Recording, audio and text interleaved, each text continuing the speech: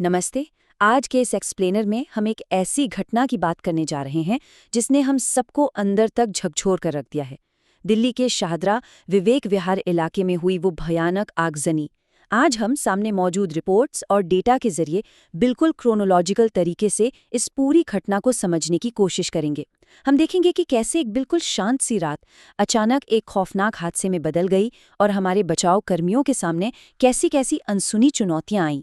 तो चलिए बिना वक्त गवाए सीधे मामले पर आते हैं। जरा कल्पना कीजिए, रात का वक्त है, पूरी कॉलोनी गहरी नींद में है, हर तरफ सन्नाटा है, सब कुछ एकदम नॉर्मल।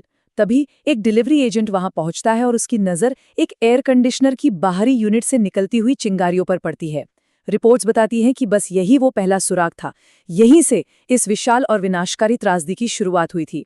सोचिए, एक छोटी सी चिंगारी और वो कैसे इतनी बड़ी जानलेवा आग में तब्दील हो गई, ये समझना हमारे लिए बहुत बहुत जरूरी है। तो ये पहली चिंगारी भड़की कैसे और इसका असर क्या हुआ? आइए इस पर नजर डालते हैं। जरा इस टाइमलाइन को देखिए। स्थानीय लोगों के मुताबिक आग पहली बार रात करीब 3:13 पर देखी गई थी। अब देखिए हालात कितनी तेजी से बिगड़े। दिल्ली फायर सर्विस यानी डीएफएस को 3:47 पर अलर्ट मिला और ठीक 1 मिनट बाद 3:48 पर पुलिस के पास पीसीआर कॉल पहुंच गई। सुबह 5 बजते बजते हालात को संभालने के लिए 14 फायर टेंडर वहां तैनात किए जा चुके थे। आग के फैलने की स्पीड इतनी भयानक थी कि जब तक अथॉरिटीज पूरी तरह से मोर्चा संभाल पाती तब तक काफी देर हो चुकी थी। अब देखते हैं कि ये आग आखिर बाकी मंजिलों तक कैसे पहुंची और इसने इतना विकराल रूप कैसे ले लिया। उस रात पुलिस को दिए गए बयान में डिलीवरी एजेंट ने एक बहुत ही अहम बात कही। उसने बताया, मैंने शुरू में एक बाहरी एसी आउटलेट से चिंगारी निकलती देखी थी। अब देखिए, ये कोई मामूली ऑब्जर्वेशन नहीं है। हम और आप अक्सर शॉर्ट सर्किट या हल्की चिंगारी को इग्नोर कर देते हैं, राइट? लेकिन यहाँ यही वो चीज थी जो इस भीषण आग का संदिग्ध कारण बनी। वहां रहने वाले लोग भी यही मानते हैं कि एसी में हुए उस ब्लास्ट ने ही इस आग को भड़काया और इसे पूरी तरह बेकाबू कर दिया।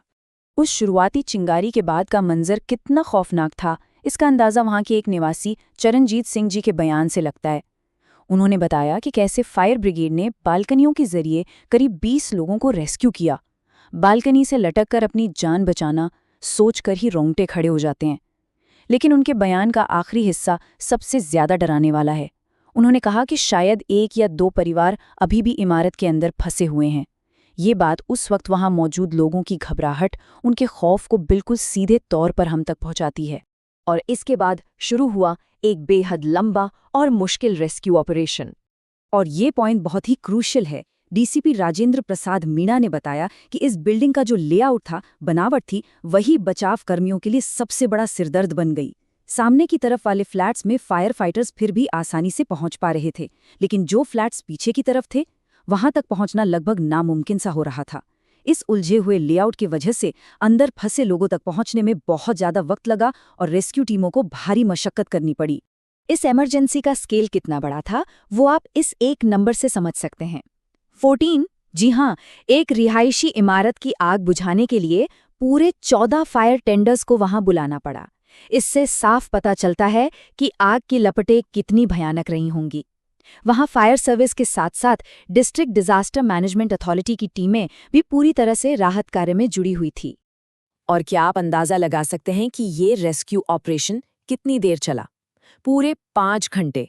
सुबह करीब 6:25 पर आग पर किसी तरह काबू तो पाया गया, लेकिन इसे पूरी तरह से बुझाते बुझाते सुबह के 8 बज गए। सोचिए, अंदर फंसे उन लोगों के लिए और बाहर बेबसी में खड़े उनके अपनों के लिए वो 5 घंटे किसी खौफनाक बुरे सपने से कम नहीं रहे होंगे। और अब बात करते हैं उस नुकसान की जिसकी भरपाई कभी नहीं हो सकती, इस त्रासदी का सबसे दर्दनाक हिस्सा। जब फायर फाइटर्स ने उस जली हुई इमारत के अंदर तलाश शुरू की तो उन्हें 9 शव मिले। पहली मंजिल से शिखा जैन का शव मिला और दूसरी और तीसरी मंजिल का हाल तो और भी बुरा था। वहां पूरे के पूरे परिवार इस आग की भेंट चढ़ गए। दूसरी मंजिल पर अरविंद, अनीता, निशांत और आंचल जैन की जान चली गई और वहीं पीछे के हिस्से में एक मासूम महज 1.5 साल के बच्चे ने भी अपनी जान गंवा दी। तीसरी मंजिल पर नितिन, शैली और 25 साल के सम्यक जैन इस हादसे का शिकार हुए। कुछ शव तो सीढ़ियों से भी मिले। देखिए, ये महज कुछ नाम या आंकड़े नहीं हैं, ये वो जीते जागते परिवार हैं जो एक ही रात में हमेशा के लिए खत्म हो गए। इस भयानक हादसे के बाद अब आगे क्या? प्रशासन का क्या रिस्पॉन्स रहा और जांच कैसे चल रही है? जाहिर है इस घटना ने प्रशासन को भी हिलाकर रख दिया। दिल्ली की मुख्यमंत्री रेखा गुप्ता का बयान आया, जिन्होंने इसे बेहद दुखद बताया। उन्होंने कहा, इस हादसे में 9 लोगों की जान जाने से मैं बेहद व्यथित हूं। उन्होंने भरोसा दिलाया कि स्थानीय प्रशासन, डीडीएमए, फायर सर्विस और दिल्ली पुलिस के सभी बड़े अधिकारी पूरी तत्परता से काम कर रहे हैं। और हाँ, जो लोग इस हादसे में घायल हुए हैं, जैसे नवीन जैन, उनका नजदीकी अस्पतालों में इलाज जारी है। तो अंत में ये पूरी घटना हम सभी के सामने एक बहुत ही गंभीर और डराने वाला सवाल खड़ा करती है। अगर एक एसी की छोटी सी चिंगारी किसी कॉम्प्लेक्स लेआउट वाली बिल्डिंग में इतने सारे लोगों को मौत के मुंह में धकेल सकती है, तो हमारी अपनी इमारतें कितनी सुरक्षित हैं? ये एक्सप्लेनर सिर्फ एक घटना की जानकारी नहीं है, बल्कि हमारे घरों के लेआउट, इमरजेंसी एग्जिट्स और सेफ्टी स्टैंडर्ड्स पर सोचने के लिए एक बहुत बड़ा वेकअप कॉल है। इस सवाल ने यकीनन हम सभी को सोचने पर मजबूर कर दिया है और शायद आपको भी करना चाहिए।